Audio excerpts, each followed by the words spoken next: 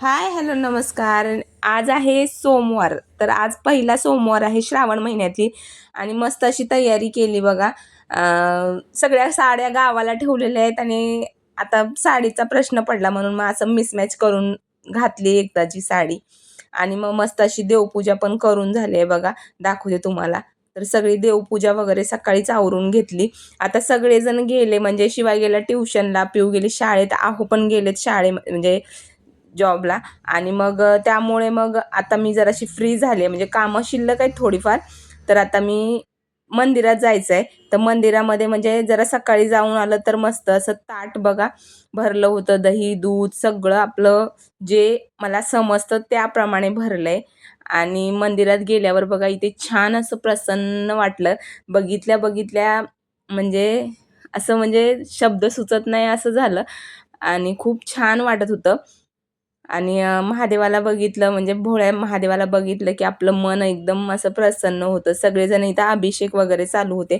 तर आम्हीही जाऊन अभिषेक म्हणजे आपली जशी पूजा विधी असते आपल्याला ज्याप्रमाणे समजते, की असं नाही की प्रत्येक गोष्ट विधिविधान म्हणजे जशी समजते तशी करायची. कोणतीही गोष्ट नीती होत असते, परंतु आपल्याला जसं समजते ना त्याप्रमाणे मी केली आहे.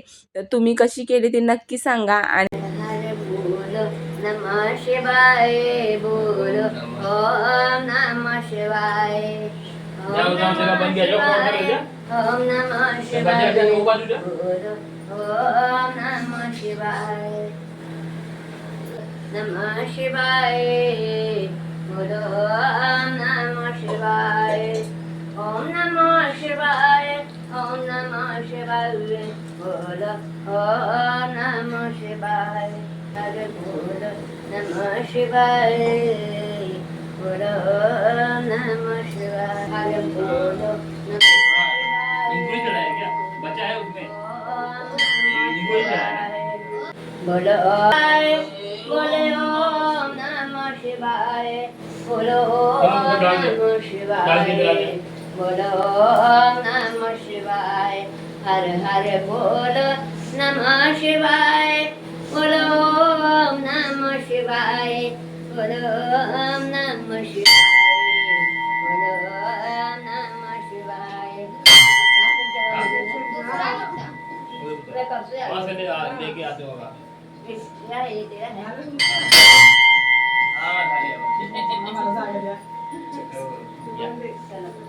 मम्मी को बोलो टीचर याद की है। मम्मी को बोला था। अभी कौन सी क्लास में है बेटा? अभी 7th में। पढ़ाई कर। कौन सा स्कूल में अभी? इसमें ही है ना? पन्ना। हाँ जूनियर में क्या नर्सरी से उसमें ही है। नमस्कार नमस्कार ओम नमः शिवाय ओम नमः शिवाय हरे बोल नमः शिवाय बोल ओम नमः शिवाय। छान अशी मंदिरात पूजा करून बघा आता घरी निघालो. आणि इथे माझी मैत्रीण होती सोबत आणि हा इथं शिवाय केळी खात झालं, प्रसाद भेटला होता केळीचा. आणि संध्याकाळी बघा आज नागपंचमी आहे तर काहीतरी गोडधोड व्हावं म्हणून मग उपवासा दिवशी जात तर नाही, परंतु थोडंसं आपल्या देवाला नैवेद्य म्हणून मग करायचा. त्यासाठी मग पुरी भाजी खीर असं सगळं बनवलं होतं. बटाट्याची भाजी बनवली आहे बघा, इथे खीर बनवली आहे. आणि या तुम्ही पण जेवायला.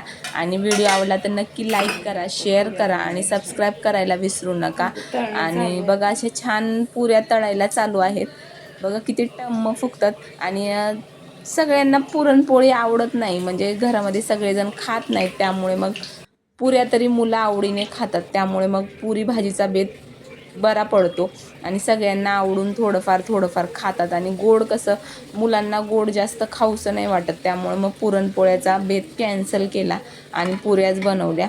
तर बघा किती टम्म फुगल्या होत्या आणि सगळ्यांनी मिळून छान असे जेवणं केले, उपवास सोडला. आणि कोणी कोणी उपवास धरला होता त्यांनी नक्की कमेंट करायला विसरू नका. आणि परत एकदा लाईक करा, शेअर करा आणि सबस्क्राईब करा. धन्यवाद.